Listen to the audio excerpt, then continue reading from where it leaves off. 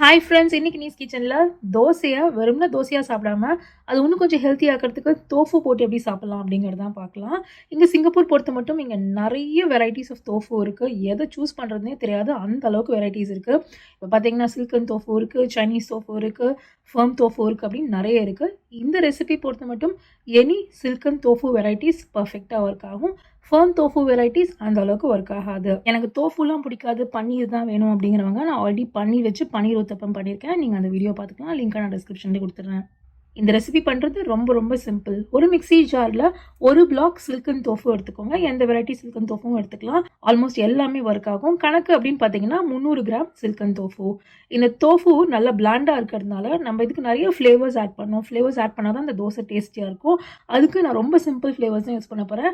ஒரு 10 வறுத்து எடுத்த பீனட்ஸ் எடுத்துக்கோங்க. உங்களுக்கு பீனட்ஸ் வேண்டாம்னா ஒமிட் பண்ணுங்க. பட் எந்த விதமான ஃப்ளேவர்ஸும் இதுக்கு யூஸ் பண்ணலாம். எள்ளு கூட யூஸ் பண்ணிக்கலாம்.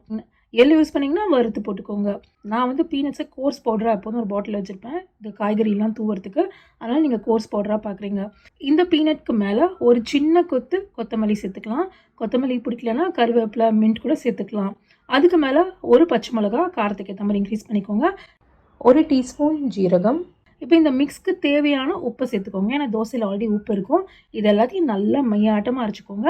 சில்கன் தோஃபு போடுறதுனால நம்ம தண்ணியே சேர்க்க வேணாம். நீங்கள் ஃபர்ம் தோஃபு யூஸ் பண்ணிங்கன்னா இது அந்த அளவுக்கு நல்லா இல்லை. நான் அதை டெஸ்ட் பண்ணி பார்த்துட்டேன். சில்கன் தோஃபு தான் அதுக்கு பெஸ்ட்டாக இருக்குது.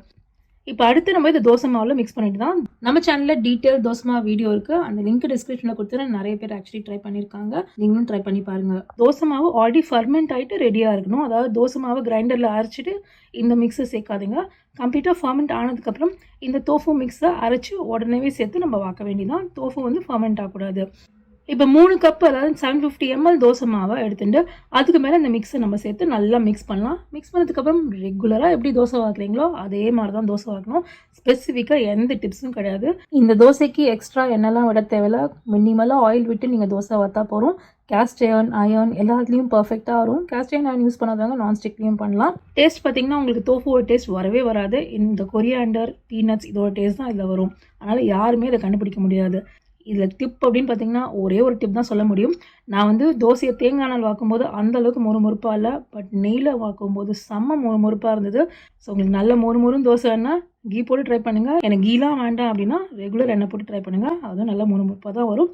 இந்த பர்டிகுலர் தோசை மாவு நீங்கள் அரைச்ச உடனே ஃபுல்லாக வாற்ற முடிச்சிடணும். ஃப்ரிட்ஜில் வச்சாலும் ஸ்மெல் வரும். ஏன்னா தோஃபு வந்து ஒன்ஸ் நீங்கள் ஓப்பன் பண்ணிட்டீங்கன்னா அது யூஸ் பண்ணணும், இல்லாட்டி நீங்கள் ப்ராப்பராக ப்ரிசர்வ் பண்ணணும். அதனால் என்னோடய பர்சனல் சஜஷன், இதை நீங்கள் அரைச்சி வச்சு ஃப்ரிட்ஜில் வச்சு அடுத்த நாளில் யூஸ் பண்ண வேணும். அரைச்சி வச்சுட்டு உடனே யூஸ் பண்ணுங்கள்.